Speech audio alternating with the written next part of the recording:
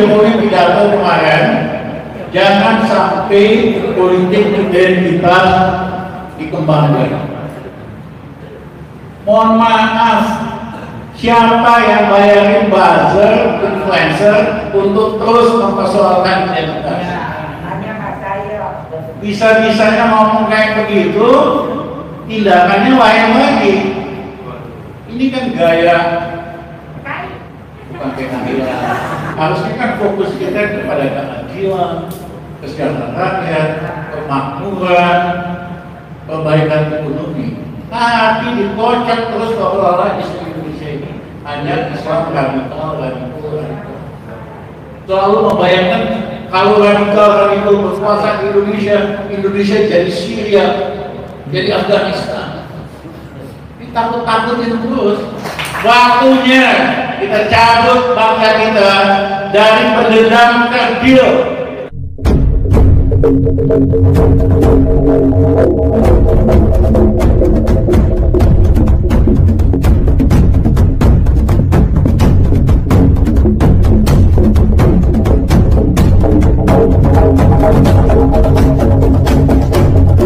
Politisasi agama tidak, jangan. Setuju? Politisasi agama jangan. Jangan. Kita sudah merasakan dan itu terbawa lama. Hindari ini. Lakukan politik-politik gagasan, politik-politik ide. Tapi jangan masuk ke politik sara, politisasi agama, politik identitas, jangan. Sangat berbahaya bagi negara sebesar kita Indonesia ini. Sangat berbahaya. Jadi bukan berani karena diajak temannya, bukan berani karena dibayari. Buzzer itu berani banget, tapi berbayar. Influencer, rupiah, berbayar. Ditugaskan untuk memecah belah Indonesia, ditugaskan untuk antem terus Islam rupiah, hanya karena berbayar. Hari ini Jokowi pidato kemarin, jangan sampai politik identitas dikembangkan. Mohon maaf, siapa yang bayarin buzzer, influencer untuk terus mempersoalkan identitas? Bisa-bisanya ngomong kayak begitu, tindakannya lain lagi. Ini kan gaya, bukan keadilan. Ya kan? Bukan. Apa ya? Solo feudal ya kayak gitu. Baik-baikin, khusus dari belakang. Baik-baikin, ada dari belakang. Ya, saya udah kenyang, saya gampang. Saya punya sosial media, misalnya Twitter.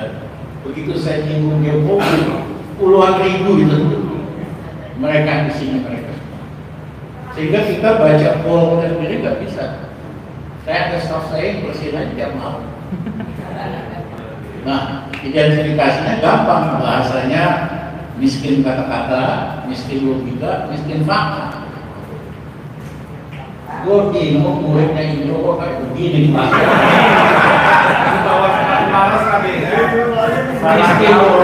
Miskin kata.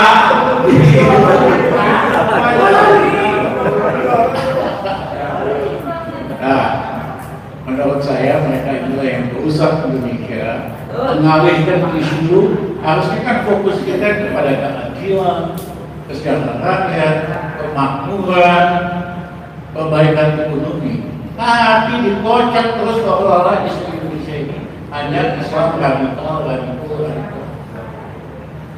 Ini membuat minoritas, abangan, nasionalis yang sempit selalu membayangkan kalau radikal berkuasa di Indonesia jadi Syria, jadi Afghanistan.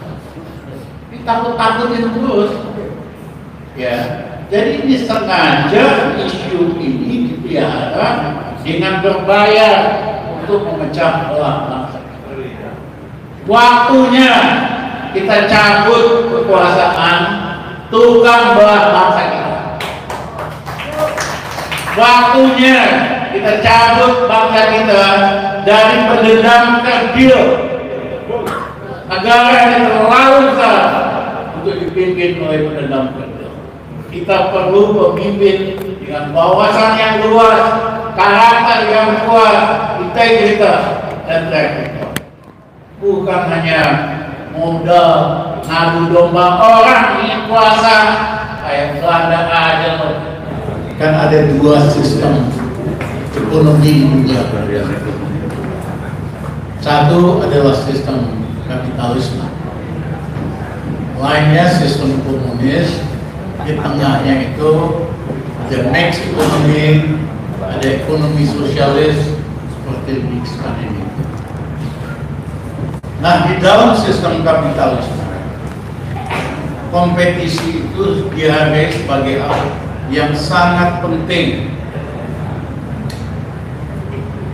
Tetapi kadang-kadang kapitalisme itu brutal sekali. Di Amerika misalnya, masih ada 20 juta rakyat Amerika yang tidak punya asuransi kesehatan. 20 juta dan sebagainya. Di negara sosialis seperti di Skandinavia, seluruh rakyatnya punya asuransi kesehatan, asuransi pengangguran, asuransi buat pendidikan anak-anak dan sebagainya. Sebetulnya waktu Bung Hatta cerita tentang koperasi, dia belajar koperasi di Skandinavia yang sampai sekarang ini besar sekali, ngalahin konglomerat di negara Skandinavia. Nah, kita kapitalisme yang masih sangat primitif dan biadab. Ya. Contohnya pajak untuk yang gede-gede, untuk asing selalu dibikin lebih murah. Sementara pajak buat rakyat biasa itu ya mahal. Nah, yang kedua, ini menyangkut buruh. Bisa-bisanya pemerintahan Jokowi bikin undang-undang menetapkan rumus penentuan upah buruh minimal yang tidak ada di dunia apapun. Ya, sangat barbar. Rumusnya itu sedemikian rupa sehingga tidak dikaitkan dengan inflasi, kecil sekali, tidak dikaitkan dengan pertumbuhan ekonomi dan sebagainya. Sehingga apa yang terjadi tahun lalu sama tahun ini, upah minimum menggunakan rumus itu hanya boleh naik 1,03%. Ada sih yang 1,5%. Tapi rata-rata di seluruh Indonesia 1,03%. Inflasi biasa saja 5,5%. Inflasi makanan 15%. Upah buruh dipaksa hanya boleh naik 1,3. Ini kejam sekali. Ini biadab. Ini bukan NKRI, bukan Pancasila. NKRI itu cuma label aja, ya. Yang ada NKRI harga mahal, bukan harga mati. Nah, memang kita harus melawan pemerintahan yang sangat sadis.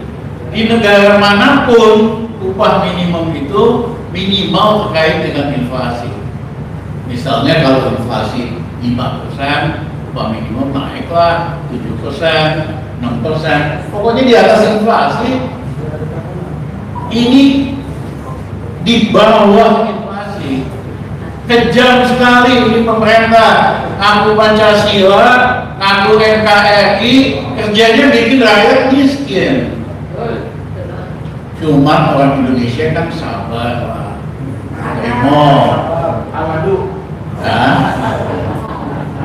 Tugas kita buat menjelaskan ini. Nah, di pihak yang lain Kalau menurut Undang-Undang Dasar, semua sumber daya alam milik rakyat Indonesia, dikelola oleh negara, pelaksanaannya bisa swasta, bisa BUMN. Itu terjadi di sektor minyak bumi dan gas. Ya, kontraktor swastanya hanya bagi hasil, setelah dikurangi biaya 85% untuk negara, 15% untuk kontraktor swasta asing maupun dalam negeri. Itulah yang menjelaskan kenapa pemerintah Orde Baru banyak uang. Karena begitu harga minyak bumi gas naik, semua sebagian besar masuk anggaran. Itulah kenapa Soeharto bisa biayain SD Impres, Puskesmas, macam-macam lah. Ya, di segala bidang itu. Nah, hari ini sumber daya alam di luar PLN Migas dikasih semua konsesinya sama swasta. Mereka nganggap ini milik mereka. Mereka bisa gadaikan. Dan begitu harga sumber daya alam naik seperti hari ini, batu bara naik sampai 300 dolar, lain-lain, yang menikmatinya swasta-swasta ini, oligarki swasta, bukan negara. Negaranya sendiri kena bebannya. Ya, hari ini negara mesti bayar cicilan utang 845 triliun, pokoknya 400 triliun, bunganya 440 triliun. Untuk bayar bunganya aja nggak sanggup. Setiap tahun itu 30% dari anggaran. Artinya tutup lubang, gali lubang, tutup jurang, itu yang terjadi. Siapa yang bayar? Ya rakyat harus bayar. Harga listrik mahal, harga BBM naik mahal, harga BJPS naik, dan sebagainya. Dia nggak punya nyali untuk mengenakan pajak kepada oligopoli ini. Ya, pemerintah kapitalis aja di Inggris, si Biden bakal kenakan pajak untuk perusahaan minyak bumi dan gas yang untung gede. Istilahnya pajak terhadap duren jatuh, pajak terhadap minimal profit. Itu Perdana Menteri Sunak Inggris lakukan, Biden lakukan. Kita boro-boro mikir untuk majakin windfall profit dari ekspornya sumber daya alam ini. Kerjanya cuma bisanya memberat rakyat. Kenapa? Karena cukong-cukong mereka adalah oligarki sumber daya alam ini.